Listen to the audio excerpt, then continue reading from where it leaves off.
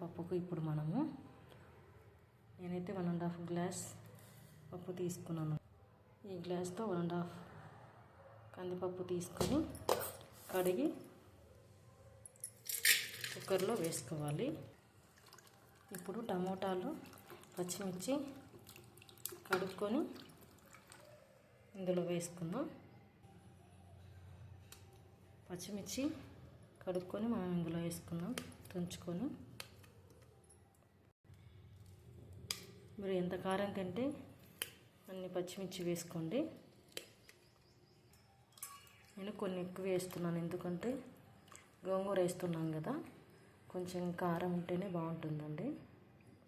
ఇప్పుడు టమోటా కోసుకొని ఇందులో వేసుకుందాం. టమోటాలు ఇందులో వేస్తున్నాను. మీరు వేసుకుంటే వేసుకోవచ్చు, లేకుంటే లేదండి, ఎందుకంటే గోంగూర వేస్తున్నాం కదండి అందుకు. ఇప్పుడు గోంగూరను వాటర్లో కడుక్కొని నేనైతే 2 టైమ్స్ వాటర్లో కడుక్కుంటున్నానండి, ఎందుకంటే ఇందులో మట్టి ఎక్కువగా ఉంది. అందుకే నేను 2 టైమ్స్ వాటర్లో కడిగేసి 2 టైమ్స్ వాటర్లో కడుక్కొని ఇందులో వేస్తున్నాను. అలాగే మొత్తం అంతా వేసేసుకోండి. నేనైతే ఒక కట్ట గోంగూర తీసుకున్నానండి. అందులో సగం కట్ట గోంగూరను ఇందులో పప్పులో వేస్తున్నాను. మీకు ఇష్టం అండి, ఎంతైనా వేసుకోవచ్చు. నేనైతే హాఫ్ వేసుకున్నాను. ఇప్పుడు ఇందులో మనము పసుపు వేసుకోవాలి. ఆ తర్వాత మనం వాటర్ వేసుకొని ఒక 3-4 విజిల్ వచ్చేంత వరకు ఉడికించుకోవాలి. తగినన్ని వాటర్ వేసుకోండి.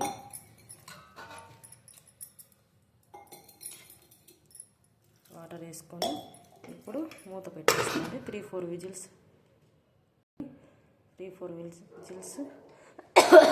రావాలి.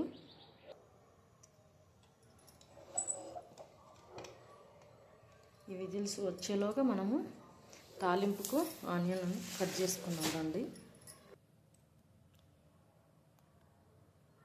ఒక ఆనియను, 4-5 వెల్లుల్లి రెబ్బలు తాలింపుకు మనము కట్ చేసుకొని పెట్టుకుందామండి.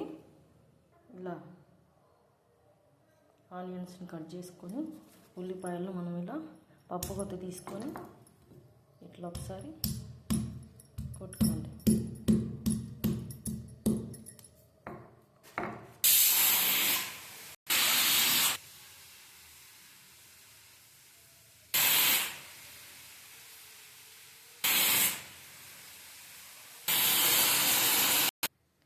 ఈ ఆవిరిపోయేలోపు మనం కొన్ని గిన్నెలు ఉన్నాయి, నేను కడిగేస్తానండి. మనం తొందరగా పని అనేది అయిపోతుంది. గిన్నెలు కడిగేసానండి. ఆవిరి కూడా పోయిందండి. ఇప్పుడు మనము తీసి పప్పు ఎనుపుకుందామండి. ఇప్పుడు మనము ఈ వాటర్ నీటిని ఒక గిన్నెలోకి ఉంచుకొని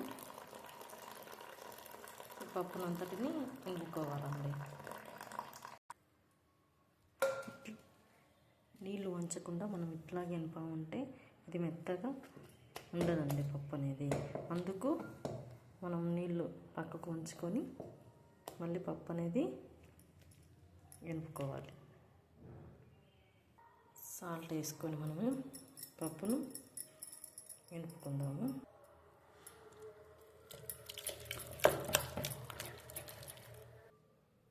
ఇలా మెత్తగా ఎనిపేసుకోండి. ఇప్పుడు మనం పక్కకు తీసుకున్నాం కదండి వాటరు, ఆ వాటర్ని ఇందులో వేసుకోండి.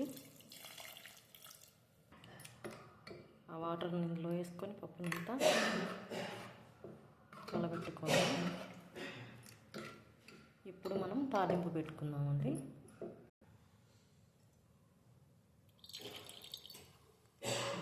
కొంచెం ఆయిల్ వేసుకొని, ఆయిల్ హీట్ అయిన తర్వాత మనము ఆవాలు, జీలకర్ర, ముందుగానే కట్ చేసి పెట్టుకున్న ఆనియన్స్, వెల్లుల్లి రెబ్బలు వేసుకోండి. ఇంకా 2 ఎండుమిర్చి కూడా తుంచుకొని అందులో వేసుకోండి.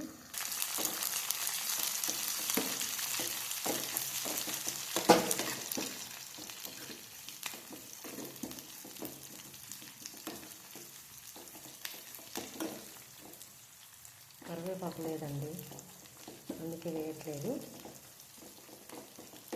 మీరు ఉంటే వేసుకోండి. ఆనియన్స్ ఎర్రగా వచ్చేంత వరకు వేయించుకోండి.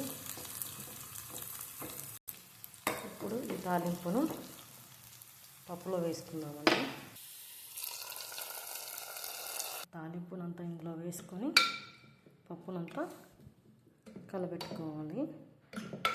అంతే అండి, గోంగూర పప్పు రెడీ అండి. నాకైతే ఇలానే వచ్చండి. మీరు ఎలా చేస్తారో కామెంట్ బాక్స్లో కామెంట్ చేయండి.